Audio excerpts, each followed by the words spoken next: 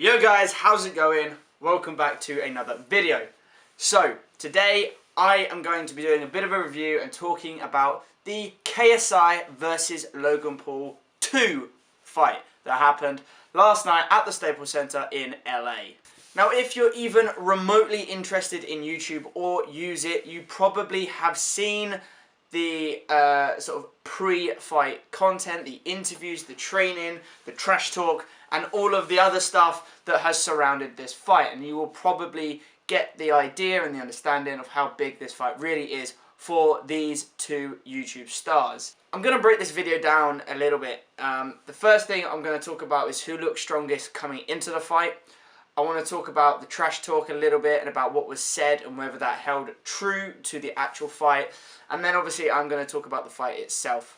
Now, I'm not going to break this video down into individual rounds. There were 6 rounds, obviously, but I'm going to talk about who I thought looked strongest, about some of the punches and the key moments within the fight that essentially determined who the winner was. So, without further ado, let's get into the video.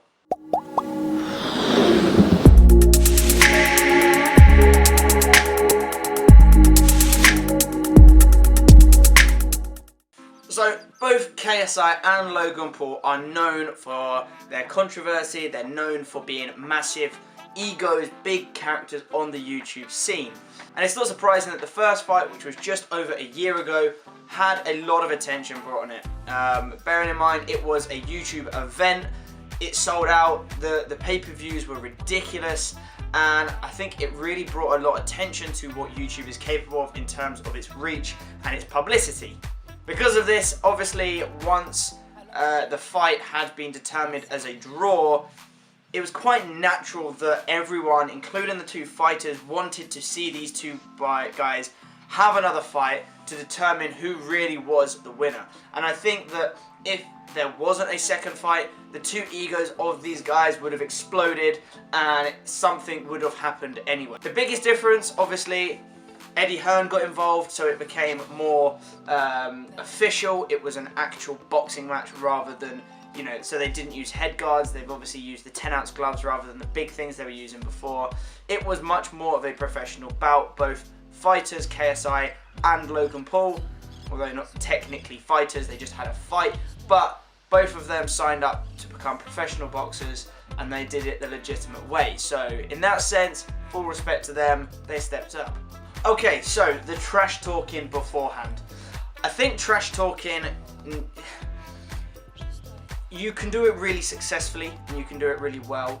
And you can dig deep, you can think of really smart and intelligent things to say, and then you can go the other way and you can pull dirt up on the other person that actually tarnishes your own name.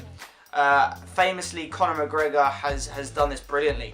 He is like the king of trash talking, but he never really went far enough that he tarnished his own name. Everyone knows Conor McGregor as being the trash talker before he gets into the octagon, and he's generally always respectful afterwards, regardless of how the fight turns out, and he's always humble in defeat as well as humble in victory.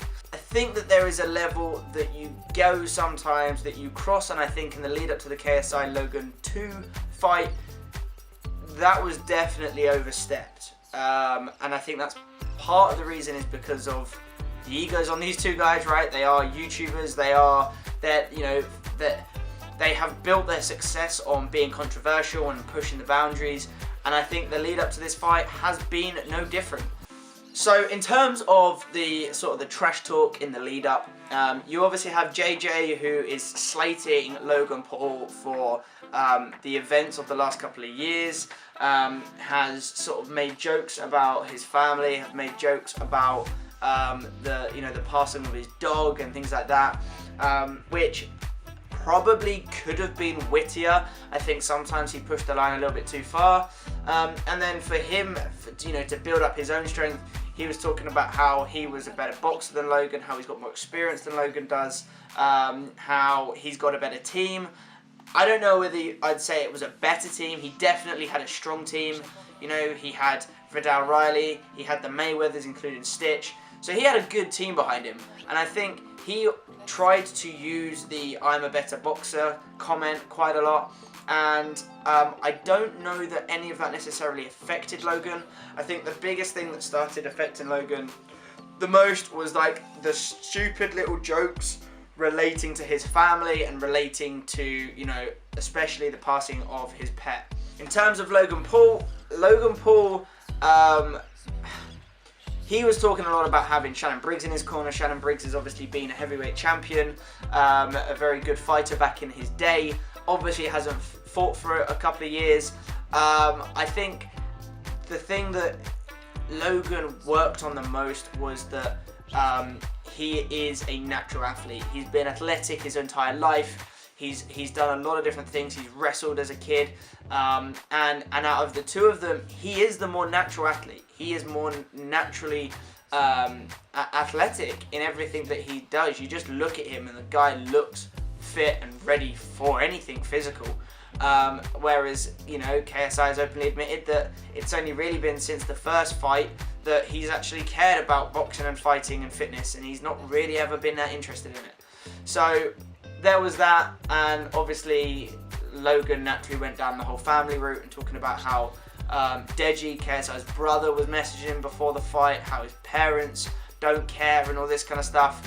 So in terms of who I actually thought was the favourite leading into the fight, I am trying to be as unbiased as I can with this video. Honestly, I think that in terms of heart and wanting it, KSI 100% came across as though he wanted it more. He just, every time he spoke about it, and there was obviously jokey trash talk, but every time he spoke about the fight seriously, he always came across so passionate about it, and you could tell he genuinely believed that he was going to kick Logan Paul's ass. Genuinely believed it. And I think that in terms of spirit alone, I would have given it to KSI. However, I also think that watching Logan's progression in boxing, looking at his fitness, looking at him as an athlete, I think athletically, Logan was a little bit more convincing for me personally in the lead up to this fight than KSI was. And that probably is partly because I saw more of Logan's training in the lead up to this fight than I did KSI's. KSI kept it very under wraps, so I didn't actually get to see KSI's progression as much as I did Logan's. But I honestly felt coming into this that KSI had more heart, Logan had more athletic ability, and possibly boxing skill to go with that. Okay, so the actual fight itself. Now, first of all, I want to talk about how both fighters looked overall. Now, there was a switch up between things. In the first fight, Logan Paul came out really strong and gassed. KSI came out quite weak and then kind of carried it through for the remainder of the fight and was more dominant in the latter rounds. With this fight, there was a massive change. I think KSI knew that he didn't want to start off weak. So KSI came out as sort of a very strong, aggressive fighter, and Logan Paul was the opposite. Logan Paul was a lot more stealthy, he was a lot more smart with his boxing, he was judging his distance, he was using the jabs well. I think the problem that both fighters had, Logan he looked like a more natural boxer. The progression looked massive in comparison to a year ago. I think that Logan's issue was that he didn't take enough chances. He wasn't putting as many power shots in as he could have done, and therefore there were only a couple of opportunities where he actually sort of monopolised on KSI and really did some proper damage. And I think with KSI looked like he was fighting emotionally. He didn't look as in control of himself as Logan did.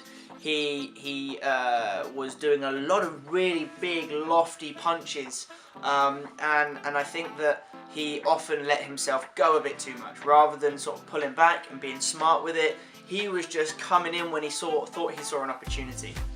I think KSI was lucky that Logan was not a more experienced boxer, because honestly, if he was, I think that KSI probably would have got knocked out, purely for that reason. You know, KSI had very good movement throughout the fight, I noticed that, but he was big, throwing big, lofty punches. He was going at it with his head facing forward, which naturally leads to the uppercuts, which Logan Paul did eventually land. But I think because Logan was a little bit more cautious and was working KSI a little bit more with those jabs, KSI was a little bit luckier that Logan wasn't more aggressive and wasn't throwing out bigger punches too. One thing I did notice was, although both fighters went the rounds, I think because KSI came out so powerfully, he came out very energetic, very aggressive, he did start to get tired a little bit quicker, whereas I think Logan Paul, as a general, he kind of went the rounds and was genuinely a bit better composed. There were obviously 2 knockdowns. You know, both fighters hit the canvas at one point, and I am going to talk about that in a minute because I know there's been a bit of controversy around it. But generally speaking, I think in terms of boxing, Logan looked like the more skilled fighter and the more naturally athletic and talented boxer on the day. But you could see that KSI had the heart. He was aggressive. He was pushing it, and I think in the long run, that is probably one of the reasons why KSI won, because, you know, he showed heart, he was getting stuck in, he was not afraid to throw punches.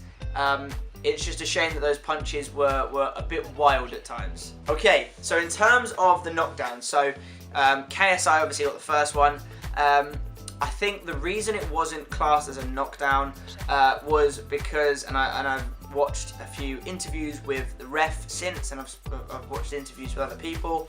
KSI did get a really nice couple of punches, and he hit Logan just behind, above the ear here, which would have rocked him.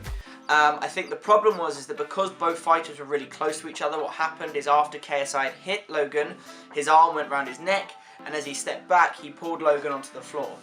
Now, it wasn't an aggressive push. I know in the first fight there were a few tumbles where both fighters kind of like pushed each other. There wasn't that, but because of the position of KSI's arm, when he stepped back, he did pull Logan's balance towards him, and I think that's largely the reason why Logan Paul fell over. I think had JJ have snapped that arm back and then unloaded with the other hand, I think he probably would have got an official knockdown, but because of his hand placement, that obviously was not given. Now with Logan's, this comes down to a lack of experience. That's what I'll put it down to. I don't think it was necessarily an emotional response. I think it was just lack of experience and him just trying to fight. I think that's ultimately what it comes down to. And he did say that in the post-fight press conference, that he just looked at it as a fight, and the boxing, because he's not trained it enough, was not in the forefront of his mind. He landed a beautiful uppercut, which did initially rock KSI. And I think had he have then used a combination of punches after that, even if that included another uppercut, he probably would have knocked KSI out. The problem from the judge's perspective, or the ref's perspective even, was after that clean uppercut came, Logan then put his arm on top of KSI's neck and then punched him again. And that's obviously illegal in boxing, and that obviously counted against him. And then again, this sort of the fight in Logan came out, and as KSI was going down, he punched him in the back of the head. Now, I don't really necessarily know which punch really rocked KSI the most. He obviously stood up and his legs were jelly. He was walking all over the place. He looked drunk. But then what do you expect? He just took 2 solid uppercuts and a punch to the back of the head.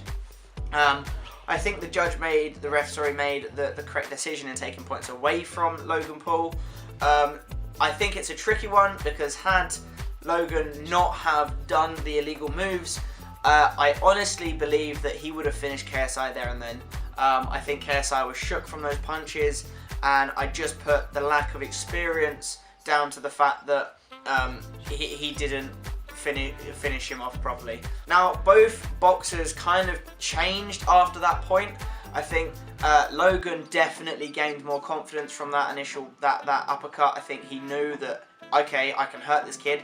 He was jelly. I see it. I nearly knocked him out just then. Despite having points taken away from me, I nearly had him. And I think in the lead up to the fight, because there was so much emphasis on the 10-ounce gloves and the lack of headwear, everyone was talking and expecting a glorious knockout, which obviously didn't happen. And so I think that Logan Paul got a bit more confident, and in the latter part of the fight was being a bit more loose with his punching, was being a bit more confident with the style of punching he was doing, and genuinely sort of putting more into the fight. I think KSI automatically went, whoa, okay, he's hurt me. Yes, it was, you know, an illegal move, but he has the capability of it. And so the second part of the fight after that initial uppercut, I then saw the real progression in JJ's boxing skill, because then he was doing more distance. He was still throwing some wild punches, but he was not going in all guns blazing, pulling a China shot trying to knock Logan Paul's head off. He was distancing himself better. He was throwing those jabs more. He was throwing more body shots. And I think the second part of the fight played out more to KSI's initial game plan than the first part of the fight did.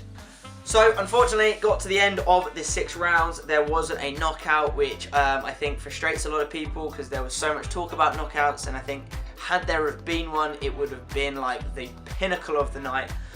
But yeah, unfortunately, it didn't happen.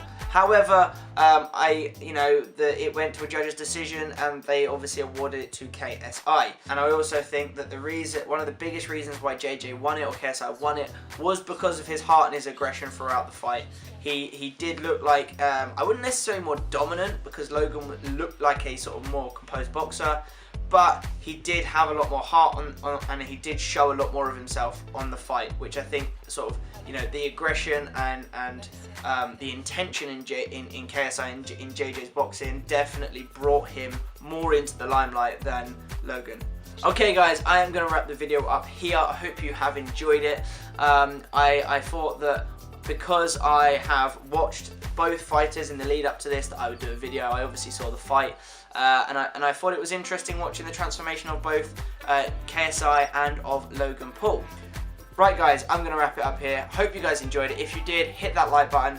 If you want to ask me any questions or you want to share your own views on the fight, comment down below. And as always guys, consider subscribing.